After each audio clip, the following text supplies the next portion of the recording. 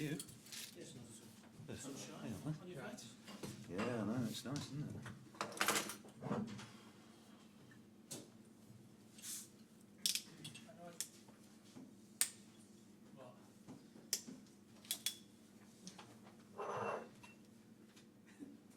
Told you exercise is no good for you.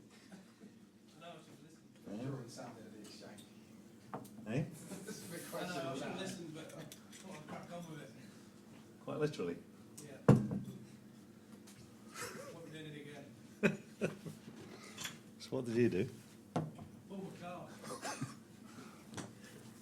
Dave gave us some tablets for it, so we'll be alright. Basic physics, I think, isn't it? Right? Are we to go? We set in? Yeah. Nigel, what are you up to speed with your squad for the weekend in terms of players available, players unavailable? Only players not available. Dean Hammond at the moment. He's recovering from his calf injury. Bagayoko. We've got lads who've come back from international duty. We'll have another look at them tomorrow. Jeff played on Tuesday night. Jeff played on Tuesday, so he's not really done too much today. He looked very tired today, but we'll see how he is tomorrow. Are you fairly optimistic? Yeah. I mean, Clean it's health come the weekend? yeah. I mean, I think we'll have as strong a squad as we could hope for at this stage of the season, and that's always something that's that we. I think in our situation we do need that. We need everybody who's not just fit in body but in mind as well. And I think that's important. How would you sum up the mood among your It's been players? very good. Again, I don't think I've come in here too many times during the season and talked about having to pick the players up in the sense that they are feeling either low in confidence or they've got no belief. I think they're right the way through. They've shown an appetite to perform. We know we've got a very tough end to the season in the sense that we've got a lot to do, but what we do use very much as a positive motivator for us is the fact that we've got a number of games at home which we feel we can do well in. 6 of your last 9 are at home. Yeah. Is that a key factor for you? I hope so. I think when you look at our form so far this season, the fact that we've not been more successful at home is a disappointment, and I think a surprise for a lot of people because most of the time I could talk about very positive performances, things not always going as well as we would like them to go in terms of collecting points, but it's not something that we fear going into the last run of games. We know that if we perform to our maximum at home, we've got chances in those games, and even though we've still got to play Chelsea at home, I think it's a game that we look forward to, and of course our away games are going to be very important as well when you're playing against sides who are potentially you're able to drag them into the situation, and one or two are very much still in the relegation fight. Then that again gives you a different type of motivation. We've got 9 games in which we feel if we play as positively as we have done in recent games, the Spurs game in particular, very difficult result to take in the context of how we played, and we certainly deserve something out of the game. So it is a case of us continue to be positive really as much as anything. You played with Vardy, Ajura, Nugent at Spurs. Yeah. Does that exemplify the positive way that you need to approach the last 9 games? Will you do a similar sort of thing, do you think? We've got to win games. Drawing games is not. I'd rather draw a game than lose a game, clearly, but it will be really important for us between now and the end of the season that we remain positive. But of course, it's always striking the balance between being positive in your intentions in a game and not setting yourself up to be to not be in the game. I think, and that is going to be the key for us, because whoever you play in the Premier League, you know that you're up against sides who have got considerable talent within their ranks, and I think that's for all sides that get promoted. One of the hardest things to do is compete week in, week out, and deal with those sorts of added pressures. And I think, though, although we are in a very difficult situation in terms of our league position and the points that we've won and the points that we feel have been dropped with a bit of misfortune as well, it's one of those situations where we have to remain realistic about how we go about getting points in the last few games. Because we know we're up against good sides, but we also have a very strong belief in ourselves. So there we have it. It's is the pressure off us?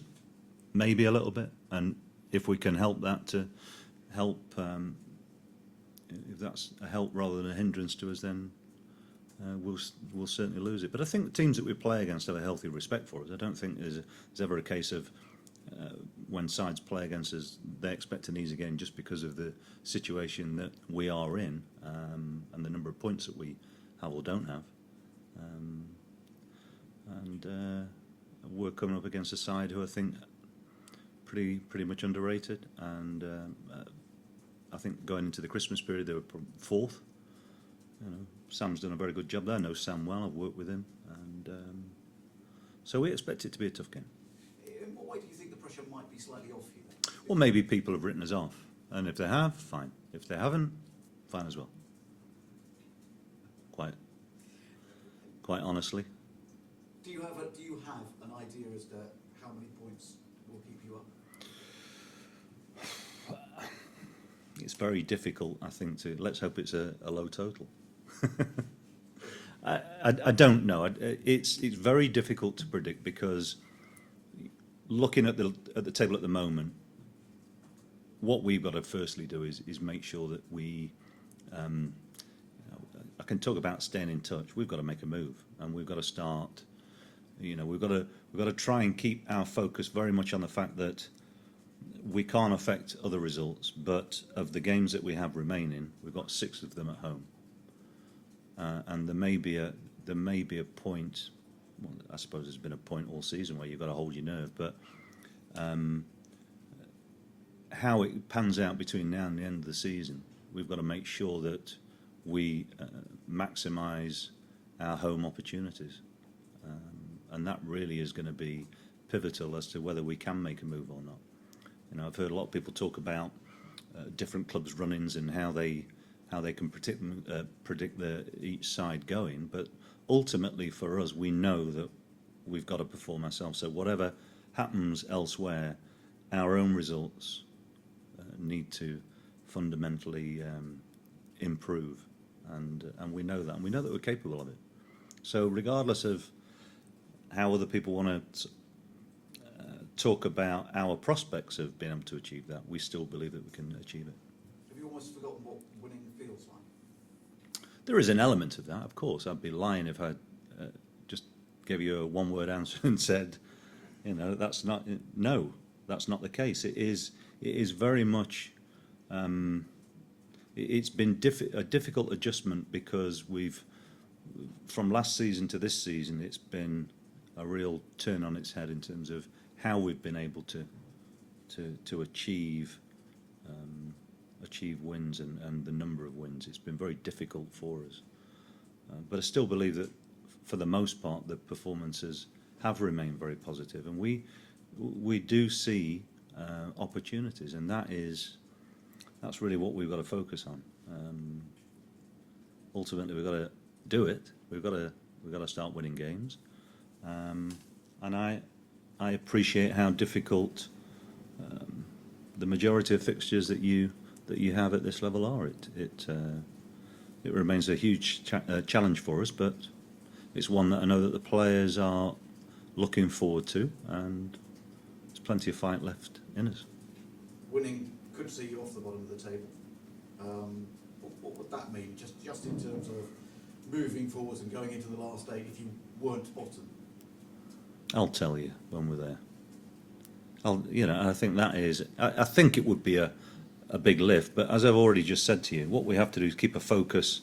And by saying that, I mean because we've got 6 games at home, we've got to try and just keep our concentration on what we're doing and not get really involved in the tug of war that people enjoy ramping up at this stage of the season, because every time a result comes in, there is the potential for people to speculate as to the impact of one result on the rest of the season, and we've got to be wary of that.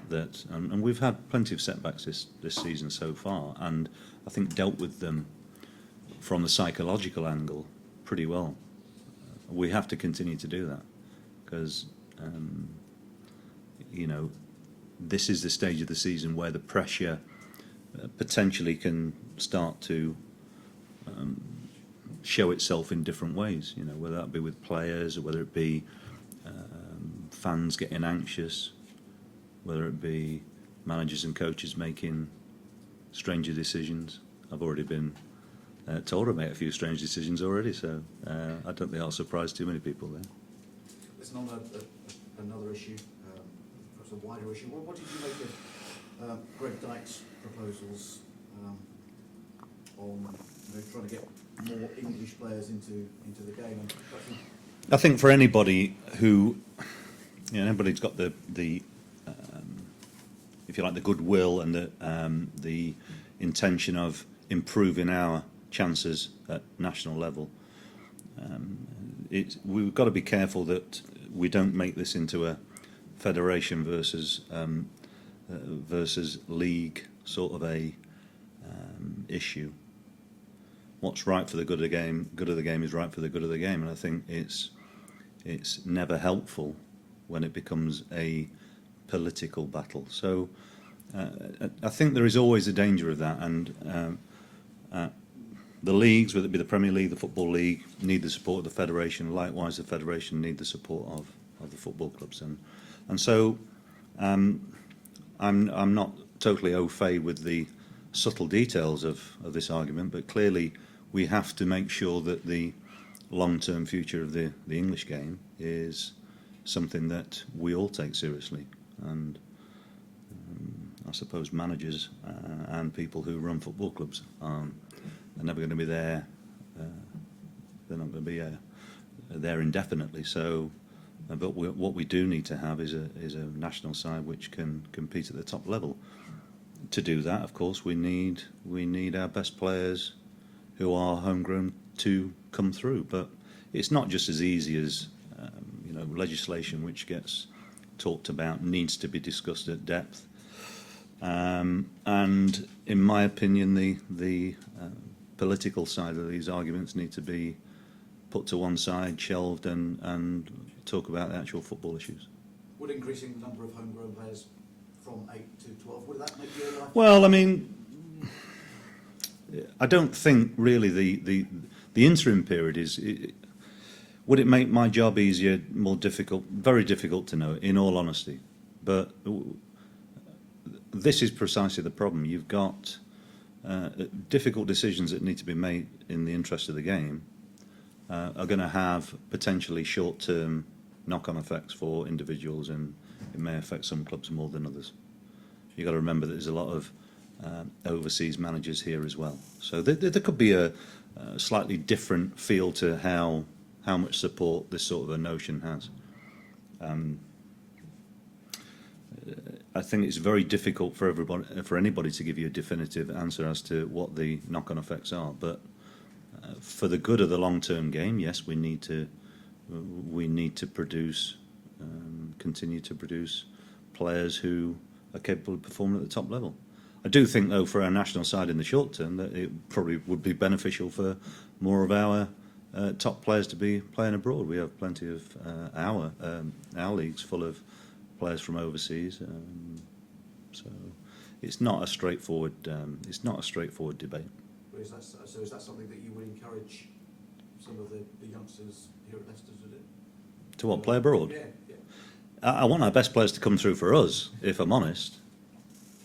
And as a football club, what we've always tried to do is we can't compete with a lot of the top clubs, in the sense that it's always going to be attractive for parents and younger players to be playing for some of the bigger clubs. But of course, clubs like ourselves have got a pretty good track record of opportunity. And we've had a number of our players who have, and I think a lot of clubs could argue a similar thing, but a lot of clubs could say, look, we've invested a lot of time and money in developing these players. What we've also got here is players who've come through and had an opportunity at first team level. Whether they'll be good enough to go onto the national side is another thing, but you know, I think there is a short-term mentality in this country, and whenever there's another European or World Cup tournament coming around, there seems to be a lot of support for player development, and then the interim years there seems to be less focus on the reasons that players are or aren't coming through, and you've got to be prepared to make decisions which you may not see the results for 10, 12, or I'll do it in 8, 12 or 16 years, you know, depending if it's a World Cup or a European. I think those are the realities of it, and so that will be in itself, that is a huge test for the English game, is to set something up and allow it to have time to reap the rewards, if you like, and I don't think we've got a very good track record of doing that. Thank you. Just for Sky's benefit, do you want to just mention Liam Moore? Yeah. Oh. Well, he's back with us.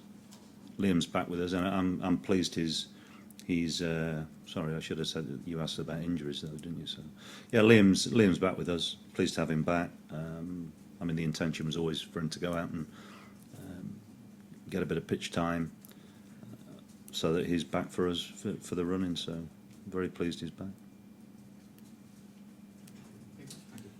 You talking about positivity, bearing in mind your league position, Yep. 7 points off safety. How on earth do you keep it so positive? Because I think it's very easy to fall into the trap of reflecting on the situation through the eyes of other people. I think we always try and have a honest way of looking at games, how we've done. I still see that yes, we've made mistakes, of course, but I still see a group of players with a lot of belief in themselves, but I also see a group of players who are capable and are still believe that we can achieve what would at the moment seem to be a very tall task. And when you talk about the number of home games, in a way that suggests obviously the support's going to be there, hopefully behind you. How does the dynamic work for you? Do you have to give the crowd something to get going, or the other way around? I would hope that that the fans will stay behind the players, of course. I mean, that's always going to be very, very important. But the bottom line is that football fans want to go and see their team showing the level of commitment that they would like. And I don't think I can say that we've not done that too often this year. But I do understand the frustrations when sometimes things don't go the way that you would like them to go, but I think the fans have stayed very much behind the players and behind the football club this year. I think that's going to be important for us in this last phase of games. And in the last 29 games, have you gone through every conceivable tactical plan, formation-wise? Are you tearing Maybe. your hair out? No, I'm not tearing my hair out. I'm looking forward now to the next game. It's very easy to sit back and enjoy the good moments, you know, when things are going well and you're winning week in, week out, and get carried away with that. It's also, I I think are very easy to get a little bit too down and disheartened when things aren't going particularly well. I could, if I wanted to, I could just sort of behave in a manner which would probably suit some of our critics this season, some of my critics this season. But I think the most important thing for us is to really look at what we can do. What's gone on already, not a lot we can do about that now. What we've got to do is with the 9 games that we have left, is prepare ourselves and go out there and perform as well as we can. And I guess if you think, is it possible? I'm looking back to '99 at Carlisle. It's a long time. Yeah, I mean, I've had some close squeaks in the past, as they say. It's not a nice pressure, I have to say. It's always a little bit more. It can take a greater toll on individuals in terms of the types of pressure that you're dealing with. The pressure of being winning things is again a very tough pressure to live up to, and I suppose they're the two ends of the spectrum. What we'd all give for a bit of mediocrity at the moment would be it'd be quite nice, wouldn't it? But to get to the final, almost the final kick of the final game, you'd be quite happy to take it. I think we'd be delighted to go into our last game with it being in our hands, and that's something that, again, I've been in situations before where the outcome of the season is no longer in your hands, and that can really test your resolve and test your ability to keep very much in the moment and concentrating on what you can do. It's still in our hands at the moment, so what we've got to do is fight for it to stay in our hands, and the longer we can do that, I think the better chance we've got. Thank you. Okay. Yeah, James, on to These things are recording, so I was good. Yeah. Can I just check with I'm Liam, absolutely you think panicking. you're thinking he's part and parcel of... Yeah, he's been training. Yeah, he's back into the squad. Yeah.